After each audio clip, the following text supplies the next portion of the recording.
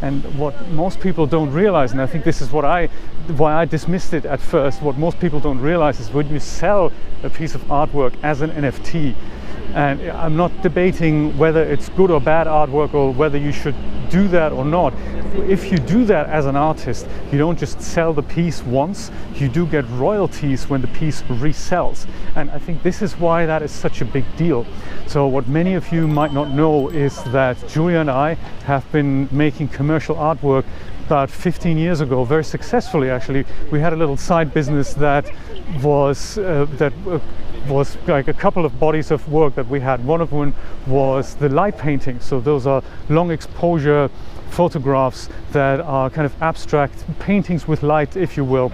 And we sold them as limited edition prints, as well as mounted on aluminium with an acrylic backing on the front. So it's this exciting stuff, and they look really stunning, and they sold for vast amounts of cash. So I think the larger ones were about between 1,500 and 1,900 pounds plus VAT, which is kind of cool. And this worked well. We toured the UK with these paintings in, like, as I said, about 2005 to 2008, I think we did that.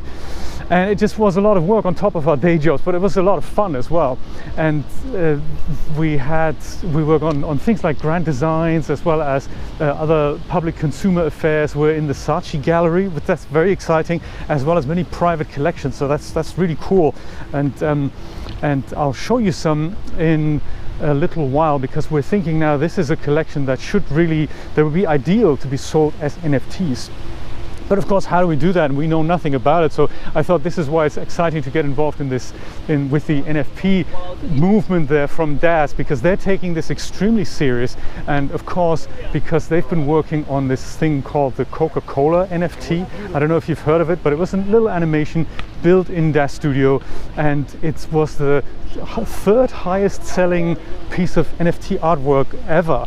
And that's amazing. And of course, if and when somebody sells it and resells it, DAZ as well as Coca-Cola, I'd imagine, I'm not privy to the exact details of the licensing deal, but everyone makes cash in that space.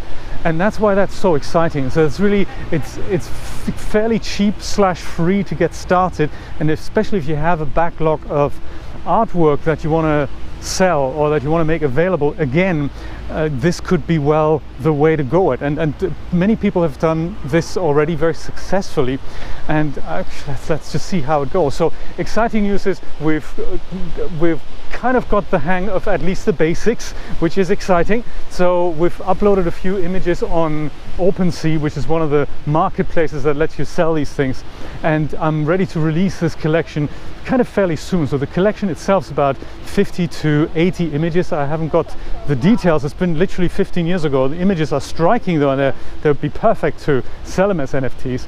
And because I couldn't really figure out how else to do it, I'm not selling them as multiples.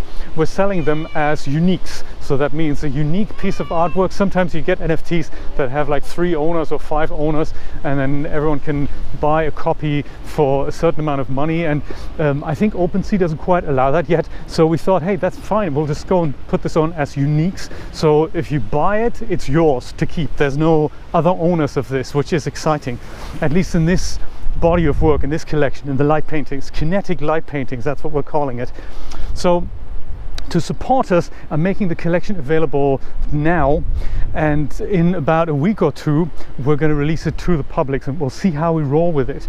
So much like with any business, marketing is the key, and it's one of those things. I'd like to run this as a side hustle, so I don't want to focus on this entirely, but it's wonderful to be able to add to the collection, like, once a week or so, or twice a week, and just drop new pieces like the real NFT artists do. And I'm thinking, hey, this is great. It's it's not 8,808 generatively generated pieces.